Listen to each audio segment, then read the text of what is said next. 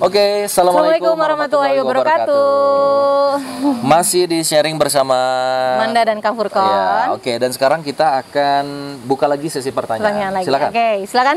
Oh, ya, silakan. boleh, silakan.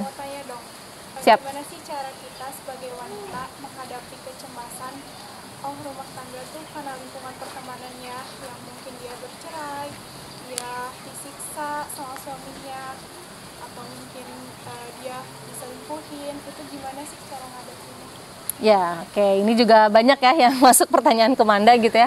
Ketika kita takut menikah karena melihat realita yang terjadi ya di rumah tangga teman atau saudara, atau mungkin rumah tangga orang tua sendiri yang kita lihat di depan mata kita sendiri gitu ya, seperti itu gitu. Akhirnya ada kecemasan di fenomena yang terjadi ya, sekarang di medsos ya kan, para selebgram dan yang lainnya gitu yang menjadi membuat kita tuh jadi semakin takut. Iya, worry gitu kan, worry. Aduh gimana ya gitu, aku pengen berumah tangga sih, aku pengen cepet menikah gitu. Tapi kalau jadi misalnya malah kayak takut gini, ya.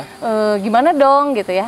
Yang pertama kembali ya, you are what you think. Manda selalu bilang kayak gitu.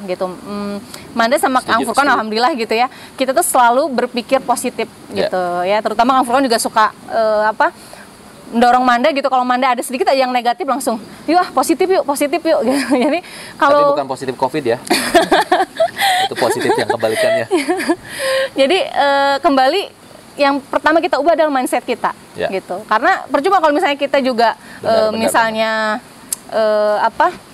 belajar ilmu apa gitu ya, supaya kita tidak ini, kalau pikiran kita tetap negatif ya negatif gitu, akhirnya belief sistemnya akan negatif gitu kan. Dan akhirnya apa yang kita pikirkan, Kang Furkon suka bilang gitu, itu akan terjadi.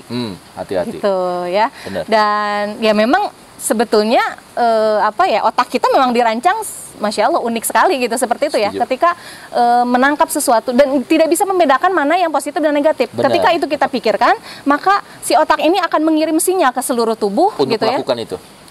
Untuk mewujudkan itu sehingga terpancar gitu ya dari aura kita gitu. Akhirnya kita mengundang magnet orang-orang yang negatif yang tadi kita pikirkan. Kalau positif gitu. Jadi orang positif yang datang. Betul gitu. Jadi memang pikiran itu luar biasa ya ketika Manda pelajari, sangat-sangat mempengaruhi. Benar. Jadi yang pertama kita ubah bahwa pernikahan itu tidak sulit, tidak mengkhawatirkan atau memprihatinkan seperti apa yang kita pikirkan gitu, tapi tidak juga semudah yang kita bayangkan gitu ya. Di setting dulu tuh gitu. Pasti aku bisa berumah tangga nanti yang baik, yang sakinah, mawaddah, dapetin suami yang solih gitu. Dan itu yang Manda lakukan gitu. Manda keluar dari zona itu gitu ya. Nah itu namanya hijrah. Jadi hijrah itu sebetulnya yang utama bukan hanya hijrah tempat gitu ya, kita pindah dari lokasi dari tempat yang tidak baik menuju tempat yang baik, tapi hijrah hati dan hijrah mental. Hijrah hati, mental, hijrah pikiran kita gitu. Walaupun kita masih ada di kondisi yang buruk nih, lingkungan yang buruk nih gitu. Tapi ketika kita pikirannya positif gitu, hati kita juga melihat sesuatu yang negatif di depan kita, bahkan itu nggak jadi negatif.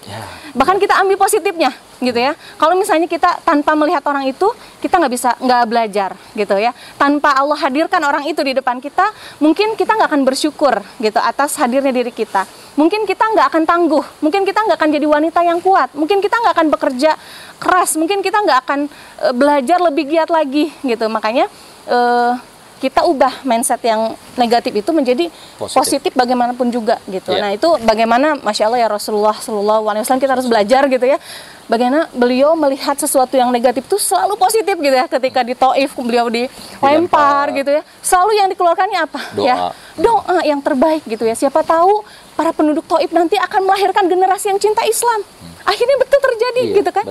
Nah jadi kita harus berpikir siapa tahu nanti ketika kita menikah, kita akan menghasilkan anak-anak yang solih-solihah gitu. Dan maka tubuh kita akan berusaha ke situ, maka nanti akan ada laki-laki gitu yang satu visi dengan kita yang mendekati gitu. Karena kita sudah berpikir seperti itu. Saya punya kasus, salah satu teman kayaknya pada kenal, anak kelas jodoh, member kelas jodoh, batch awal. Kemarin nikah jadi ya? Oh ya, alhamdulillah. Nah, mungkin tahu ya. Betul, Masya Allah. Saya tahu ini orang kalau dari wajah biasa aja, dari pekerjaan biasa saja, dari latar belakang orang tua biasa aja. Tapi dari awal kami ketemu, ke Tehina, ke saya atau ke tim juga, selalu positif, memberikan hadiah, ceria gitu. Saya selalu doa, dan saya selalu bilang sama istri saya, ini orang pasti beruntung. Akhirnya kita doakan gitu ya Allah, temukan dengan jodoh yang terbaik. Bukan masalah kamu terlahir dari orang tua seperti apa, tapi ini adalah tentang kamu sedang menarik hal positif untuk diri kamu atau hal negatif. Gitu. Jadi sekali lagi teman-teman, ini dalam ilmunya ternyata mudah untuk jadi orang sukses, tapi kebanyakan orang terlalu mengkhawatirkan kegagalan ketimbang memikirkan kesuksesan dan kebahagiaan yang dia inginkan. Pertanyaan saya kepada Anda semua adalah, tiap hari lebih banyak bersyukur dengan kebahagiaan yang Allah berikan atau mengeluh, mengkritik hal-hal yang tidak nyaman dalam hidup Anda? Kalau Anda lebih banyak mengeluhnya, berarti Anda calon orang yang gagal. Tapi kalau Anda lebih banyak bersyukur, maka saya percaya siapapun Anda, dimanapun, dengan latar belakang apapun, Anda berhak untuk mendapatkan pasangan yang ideal, yang Anda butuhkan. Anda mendapatkan karir yang mencemerlang gitu. Tapi keep positive mindset. Itu yang membuat Anda menjadi lebih baik. Manda selalu bilang juga untuk para akhwat gitu ya, khususnya, kalian berhak untuk dapat jodoh yang terbaik. Kalian berhak untuk mendapatkan laki yang solih gitu. Dan ada kok laki solih itu gitu. Cuma carinya ya di mana gitu kan.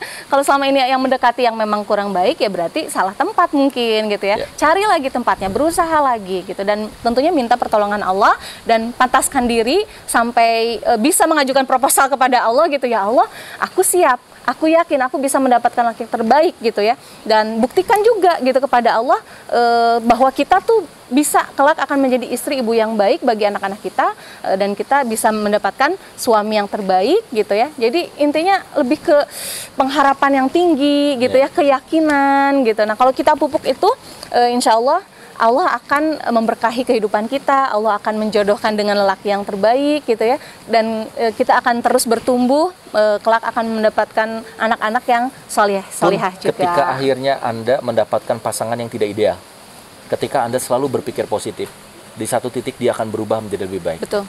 Tapi ketika Anda selalu menyalahkan istri Anda, suami Anda, dia yang paling salah, aku yang benar, betul.